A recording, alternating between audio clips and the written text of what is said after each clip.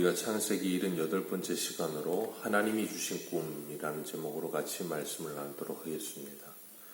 우리가 요셉이라는 이름을 들으면 가장 먼저 떠올리는 단어는 꿈입니다. 많은 사람들이 요셉이 꿈을 꾸는 것을 생각하고서, 그리고 요셉이 바로왕의 두 신하의 꿈을 해석하는 모습을 통해서, 그리고 바로왕의 꿈을 해석하는 모습을 통해서 요셉은 꿈을 꾸는 사람이었다, 그렇게 이야기하면서 우리도 요셉과 같이 꿈을 꾸고 비전을 갖자, 그렇게 말하는 경우가 꽤 있어요. 그러나 요셉은 한 번도 자신이 꿈을 꾸거나 자신의 비전을 가진 적이 없습니다. 요셉은 하나님께서 꾸게 하신 꿈을 꾼 것뿐이었어요. 그 꿈은 하나님이 하나님의 언약을 이루시기 위해 요셉에게 그 언약을 심어주신 겁니다. 그런데 많은 사람들이 그걸 요셉이 꾼 꿈이다라고 착각을 하는 거예요. 오늘날 사람들이 생각하는 것처럼 나는 정치인이 되겠다, 의료인이 되겠다, 그런 것이 요셉의 꿈이 아니었다는 거예요.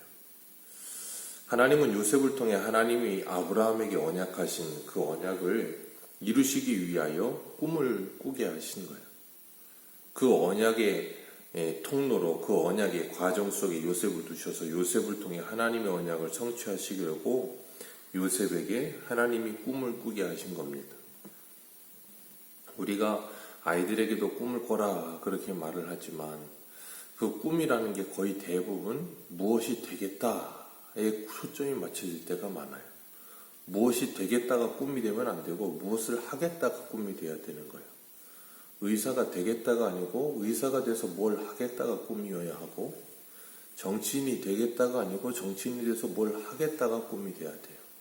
그러지 않으면 무엇인가 되고 나면 꿈을 이룬 줄을 착각하게 돼요. 하나님도 예수 그리스도를 믿는 우리들에게 꿈을 주십니다. 그 꿈은 뭐예요? 우리가 성령이 오셨네, 성령이 오셨네, 그 찬송 부르면 그 나라 꿈꾸게 하시네, 그런 가사가 있지요. 우리가 예수 그리스도를 믿고 성령을 받으면 우리에게도 꿈이 생깁니다. 그 꿈이 뭐냐면 하나님의 나라와 뜻이 이 땅에 이루어지는 것이에요. 하나님의 영광이 이루어지는 것이 우리의 꿈이 됩니다. 그래서 우리는 먹든지 마시든지 무엇을 하든지 하나님의 영광을 이루기 위해 생각하게 되고, 나를 통해서 하나님의 나라와 하나님의 뜻이 이 땅에 이루어지도록 기도하게 되는 거예요. 우리는 그런 꿈을 꿔야 되는 겁니다. 그걸 위해 수단과 방법으로 내가 무엇이 되겠다라고 이야기할 수는 있겠죠. 야곱이 가나안 땅, 곧 그의 아버지가 거류하는 땅에 거주했다, 그렇게 오늘 말씀하고 있습니다. 여기서 중요한 것, 거류한다는 거예요. 지금은 별세하셨지만 예전 가수인 최희준이라고 하는 분이 하숙생이라는 노래를 불렀죠. 그 노래가 굉장히 유명하죠. 저도 압니다. 인생은 나그네 길, 어디서 왔다가 어디로 가는가. 구름이 흘러가듯 떠돌아가는 길에 정일랑 두지 말자, 미련일랑 두지 말자. 인생은 나그네 길, 구름이 흘러가듯 정처 없이 흘러서 간다. 인생은 벌거숭이, 빈손으로 왔다가 빈손으로 가는 것. 가사입니다. 우리가 이 땅에서 나그네와 같이, 그리고 외국인과 같이 살아가다가 더 나은 본향을 향해 돌아가야 하는 인생들이라는 거예요. 이 땅은 우리가 영원히 살아야 될 장소가 아니라는 것을 우리는 늘 기억해야 합니다. 마치 순례의 길과 같아요. 스페인에 가면 산티아고라는 순례길이 유명하죠. 매년 수백만 명씩 가서 그 길을 걷는다 그래요. 지금은 관광 상품이 됐지만 순례자들이 그 길을 걸어갔다 해서 그게 이제 사람들이 그 길을 걷고 있는데, 우리들도 매일같이 순례의 길을 걷습니다. 매일 아침이면 아이들이 일어나서 학교에 가고 저녁 때가 되면 집으로 돌아오면서 떠났다가 돌아오는 순례의 길을 자꾸자꾸 걸어요. 우리도 한 주의 사이클로 보면 주일날 우리가 교회에 모여서 말씀을 듣고 하나님의 말씀을 통해 은혜를 받고 떠나서 순례의 길을 떠나서 한 주간 살아가고 또 돌아오고, 그 순례의 길을 계속 걷는 거예요. 우리는 그 순례의 길을 걸어가면서 어떻게 하루하루를 살고 있는가, 나 자신을 점검하는 은혜가 있으시기를 축복합니다. 그리고 또한 그 우리의 인생의 순례의 길을 걸어가면서 하나님이 우리와 함께하고 계심을 기억하시길 바랍니다. 그래서 우리가 하나님이 우리와 함께하고 계시다는 걸 기억할 때 우리는 뭐 하게 되는가 하면 우리에게 찾아오는 모든 상황과 환경을 하나님의 말씀을 적용시켜서 생각하기 시작해요. 우리가 하나님의 말씀을 내 삶 속에 적용시킨다. 히브리서 4장에 보면 이런 말씀이 있어요. 히브리서 4장 2절 그들과 같이 우리도 복음을 전함을 받은 자이나 들은 바 그 말씀이 그들에게 유익하지 못한 것은 듣는 자가 믿음과 결부시키지 아니함이라.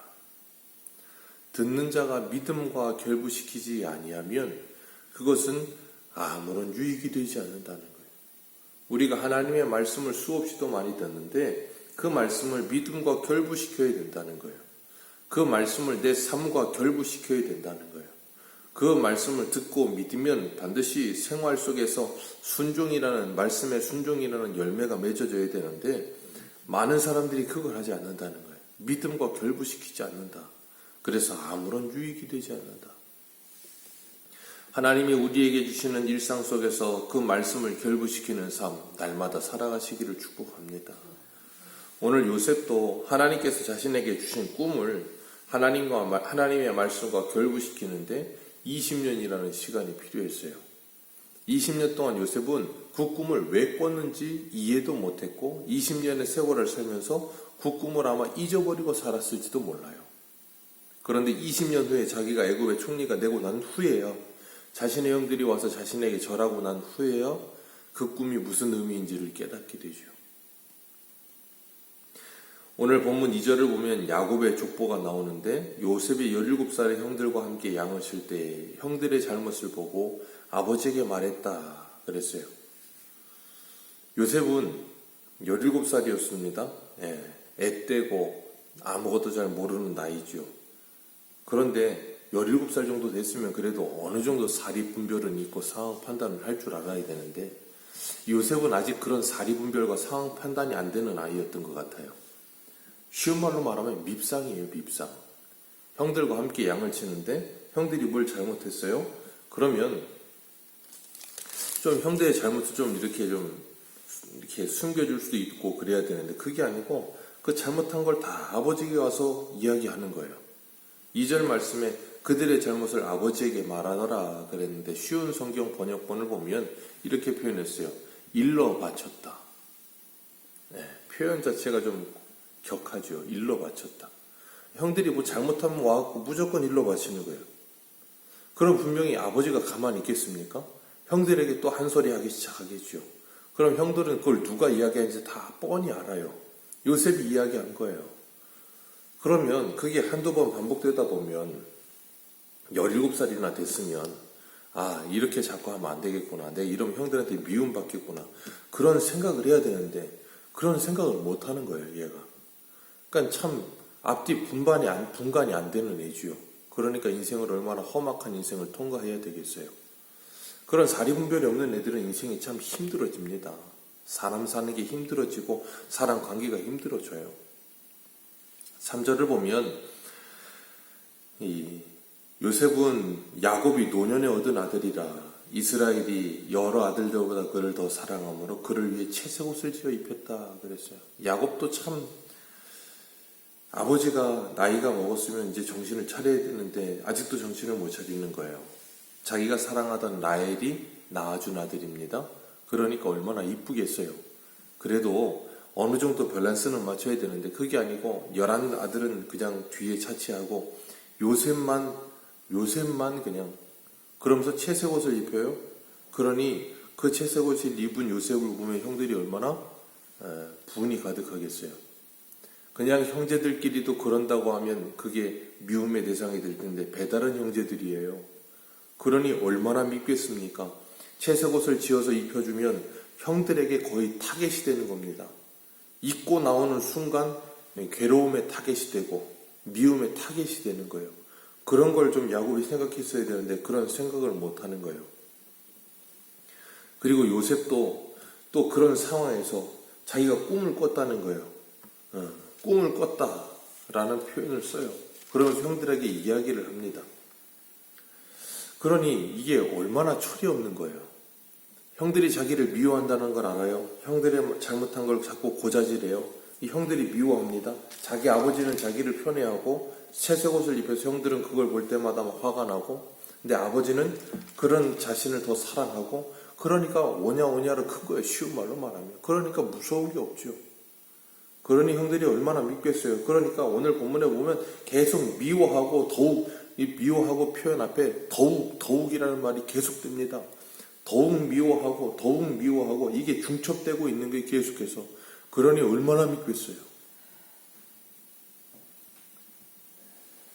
거의 구타유발자죠. 구타유발자. 돌아다니는 구타유발자. 예. 그러면서 자기 꿈 꿨다고 그걸 들어보라고 하는데 그 꿈이라고 하는 게 7절이에요. 7절 같이 읽습니다. 시작.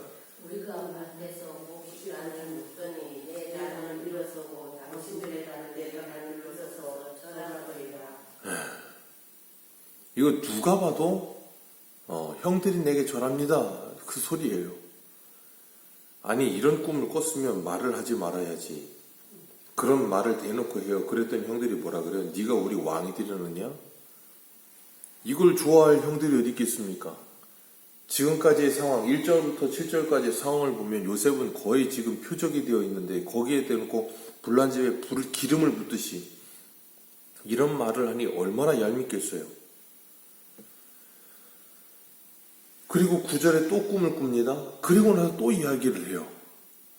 요셉이 얼마나 철이 없고 얼마나 말도 안 되는 일을 하는 아이였는지를 우리는 여기서 금방 알 수 있어요. 또 꿈을 꾸고서는 이야기합니다. 내가 또 꿈을 꾼즉 해와 달과 별 11하가 내게 절하더이다. 그 꿈을 듣다가 아버지 야곱이 이제 꾸짖어요. 야, 엄마 아빠도 너한테 절을 하냐? 그러면서 꾸짖습니다. 그 정도이면 그만해야 될 것 같은데 참 요셉이라고 하는 아이가 그런 아이였어요. 그러니 얼마나 형들이 시기했겠습니까? 그래서 11절 그의 형들이 시기하되 그의 아버지는 그 말을 간직해 두었다. 형들이 얼마나 미웠겠습니까? 그런데 야곱은 그 말을 간직해 두었다라고 표현하고 있어요. 분명히 저 아이를 통해서 하나님께서 무언가 하시려고 하시나 보다. 왜냐하면 꿈을 2번이나 겹쳐 꿨거든요. 그러니까 분명히 하나님께서 저 아이를 통해서 뭔가를 하시려고 하시나 보다 하는 그런 감각은 야곱에게 있었던 거예요. 그리고 그 말씀을 간직해 두었다라고 이야기를 하고 있어요. 하나님께서는 지금 야곱을 통해서 요셉을 낳게 하시고 12아들을 낳게 하시고 그 12아들을 통해서 지금 하나님의 스토리가 이어지고 있는데 오늘 본문 2절 말씀 다시 한번 볼까요? 2절입니다. 시작.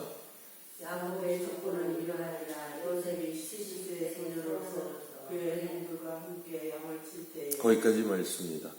야곱의 족보는 이러하더라 그러고 야곱의 족보를 이야기한다 그러면서 그 다음부터 누구 얘기만 나와요? 요셉 이야기만 나옵니다. 창세기 50장까지 요셉 이야기예요.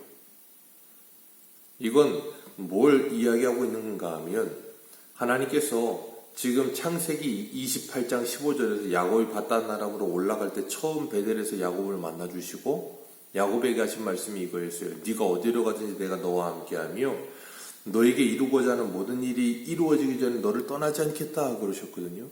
그 하나님은 지금 야곱과 함께 하시면서 하나님께서 이루시고자 하는 모든 일이 이루어질 때까지 떠나지 않고 지금도 일하고 계시는 거예요. 근데 그 일을 누구를 통해서 하시냐면 이 야곱이 그렇게도 사랑하던 요셉을 통해서 하시는 거예요. 그러니까 야곱이 이스라엘 되게끔 만들어 가시는 과정을 그 아들 요셉을 통해서 하고 계시는 거예요. 요셉이 형들에게 미움을 받아서 죽을 뻔합니다. 그리고 은 20에 팔려가요. 신약에 오면 그렇게 팔려간 분이 계시죠. 누구예요? 예수 그리스도. 은 30에 팔려가십니다. 이 요셉은 그 예수 그리스도의 예표적 인물인 거예요. 예수 그리스도의 예표적 인물로서 하나님께서 요셉을 통해서 야곱을 이스라엘 되게끔 만들어가는 훈련을 하시는 과정 속에 있는 거예요. 마치 예수 그리스도를 통해서 우리가 하나님의 자녀가 되듯이 요셉을 통해서 야곱을 하나님의 사람 만들어 가십니다. 그래서 야곱의 조건은 이러하다라 그러면서 요셉 이야기가 쭉 해설되어서 나오는 거예요. 그래서 하나님께서는 야곱이 자기 목숨처럼 사랑하던 라헬이 죽고, 그 라헬이 죽은 후에 그 라헬이 낳았던 요셉 그리고 베냐민, 이 두 아들을 빼앗기는 고통을 겪게 하세요.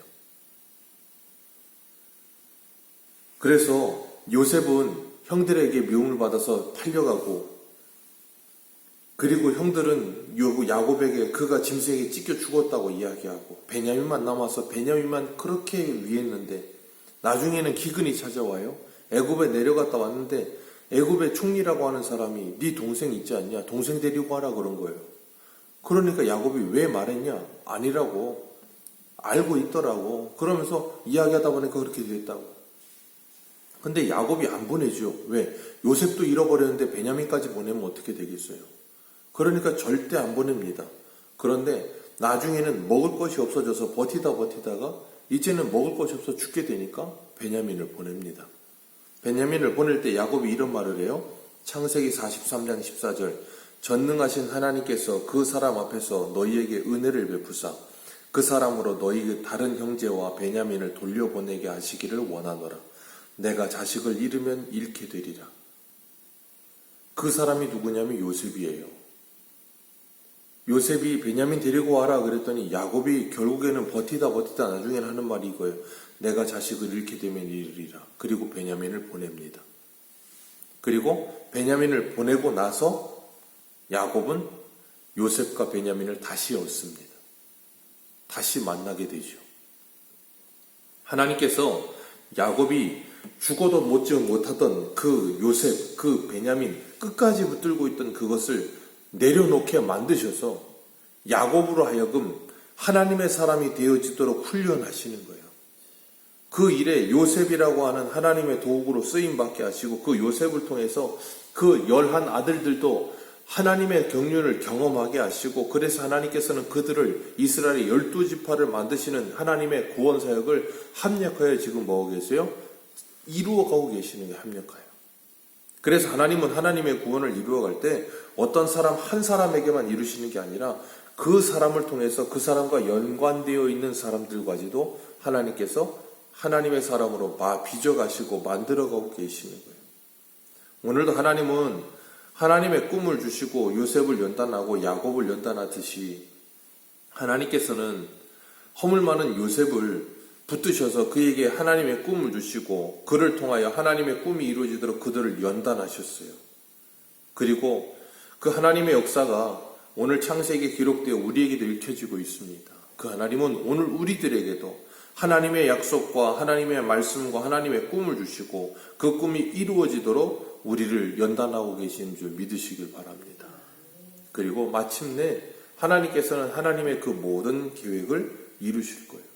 그래서 야곱이 이스라엘로 완성이 되어 가고, 요셉이 요셉 되어 가고, 이스라엘이 이스라엘 12지파가 되어 가듯이 오늘도 우리가 그런 하나님의 경륜 속에 있음을 기억하고 하나님이 우리에게 예수 그리스도 안에서 주신 꿈, 그 하나님의 나라와 뜻을 이루며 하나님의 영광을 위해 사는 길, 그 길을 바라보면서 믿음으로 한 걸음 한 걸음 나아가시는 저와 여러분들 되시기를 주님의 이름으로 축복합니다. 기도하겠습니다.